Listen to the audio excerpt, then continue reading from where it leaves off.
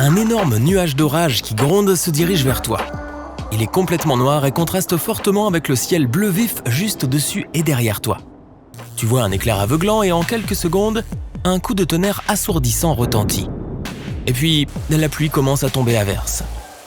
Le vent se lève, tu vois la cime des arbres se courber vers le sol à quelques kilomètres de là et l'orage se rapprocher à chaque seconde. Tu te figes sur place, réalisant que tu ne peux de toute façon pas y échapper. Mais lorsque la pluie est sur le point de t'atteindre, son mouvement s'arrête brusquement. À quelques mètres devant toi, il y a un véritable déluge, mais là où tu te tiens, il fait sec et même ensoleillé. Après un court instant, le nuage d'orage en furie déverse ses dernières gouttes et se disperse. Voir le bord de la pluie est une chose rare, mais pas impossible. La pluie doit être vraiment puissante pour que le vent ne puisse pas dévier les gouttes de leur trajectoire verticale. Si la pluie est légère, tu ne pourras voir ses bords que de loin. Elle ressemblera à une brume grise chatoyante allant du ciel au sol.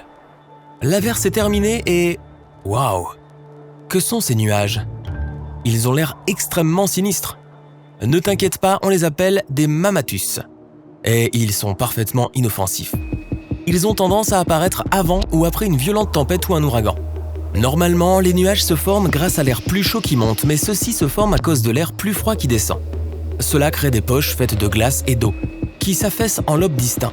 Mais ils ne tiennent pas très longtemps, 15 minutes tout au plus, puis ils disparaissent. Le temps pourrait être encore plus bizarre. Il pourrait pleuvoir des animaux par exemple. En 2009, les habitants d'Ishikawa au Japon ont assisté à un type de pluie que personne n'avait jamais vu auparavant. Il pleuvait des têtards.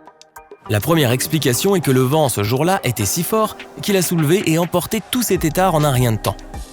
La deuxième explication est que de gros oiseaux, comme des mouettes, les ont simplement lâchés alors qu'elles volaient en direction de leur nid. Certains scientifiques pensent que ces créatures ont été soulevées du sol par une trombe marine et qu'elles sont tombées en pluie plus tard.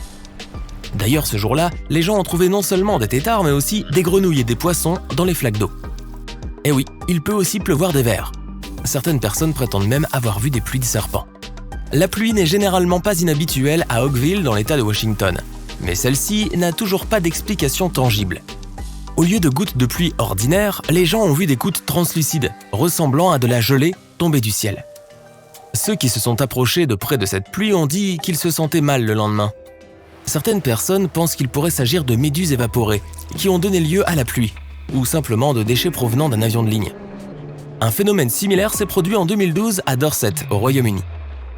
Pendant une tempête de grêle, des gens ont trouvé des boules de gélatine avec des grelins.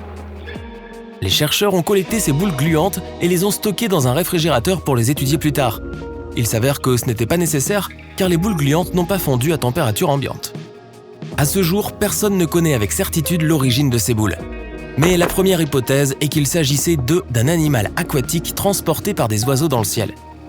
Des tests ultérieurs ont prouvé que la substance gélatineuse était un produit chimique qui agit comme un waterlock et qui est utilisé dans de nombreux produits, notamment les câbles pour les protéger de l'eau.